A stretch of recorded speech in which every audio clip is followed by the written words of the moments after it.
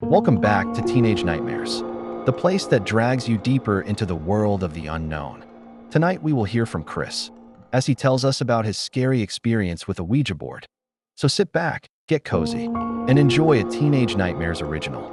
Hello, my name is Chris, and my story takes place a few years ago back.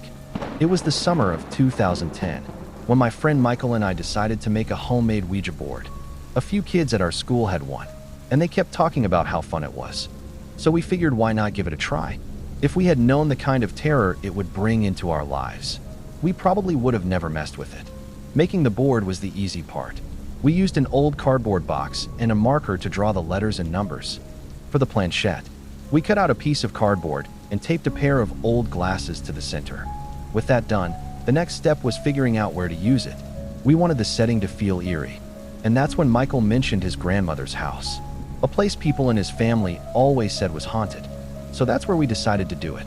Luckily, his grandmother was super easygoing and didn't mind us being there. She even made us snacks and told us some funny stories. Honestly, it was a pretty relaxing day, until the sun went down. As soon as it got dark, we headed down into the basement, which Michael's family used as a hangout spot whenever they visited his grandmother. It was fully furnished, with comfy couches, a mini fridge, and some board games. So it didn't feel like your average creepy basement. It had no feeling of fear. But the second we placed our fingers on that homemade board, something changed.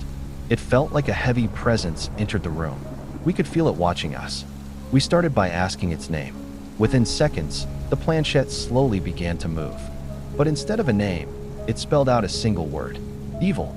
Michael and I froze, staring at each other, confused, uneasy, but curious. So we kept going. We asked, "Do you mean us harm?" The planchette slid to yes without hesitation. Before we could even react, a lamp in the corner tipped over and crashed to the floor. We shot up and bolted out of the basement, thinking it was over. Thinking if we left, whatever it was would stay behind. Unfortunately, that was just the beginning. We went up to the room Michael usually stayed in.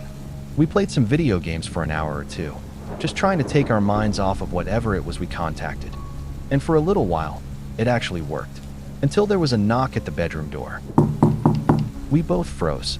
It startled us, but we figured it had to be his grandmother checking in. But when we opened the door, no one was there. We glanced down the hallway and decided to check her room, to see if she was even awake. To our surprise, she was fast asleep. That's when it hit us, this feeling of absolute dread, like we were being watched and hunted. We knew, deep down, that it had to be whatever we stirred up in that basement. We ran back to Michael's room, and that's when we saw it. Sitting on his bed was the homemade Ouija board. My heart dropped, and I'm sure Michael's did too. That thing, whatever it was, had brought the board all the way up from the basement. It felt like it was taunting us, telling us that we opened the door, and now it was too late to close it. Terrified, we did the only thing we could think of. We picked up the board and tossed it out the bedroom window, hoping that would be the end of it. But just a few minutes later, the closet door started to rattle, violently, as if someone was trapped inside. Then a voice came from within. "Open the door." Michael shouted, "Leave us alone," but that only made it laugh. Then we heard a thump at the window, and when we turned to look, there it was, that damn board, pressed up against the glass like it never left. I was frozen in fear. I turned to tell Michael we needed to get out of there, but he didn't look like Michael anymore. His face had twisted into this sinister smile, and even his eyes, they weren't the same color anymore. They looked darker and just wrong. He just stood there, tilting his head slowly and staring at me. Then he said, in a low, unnatural voice, "I'm going to kill you." That's when I bolted. I ran straight to his grandmother's room, not caring that she was asleep.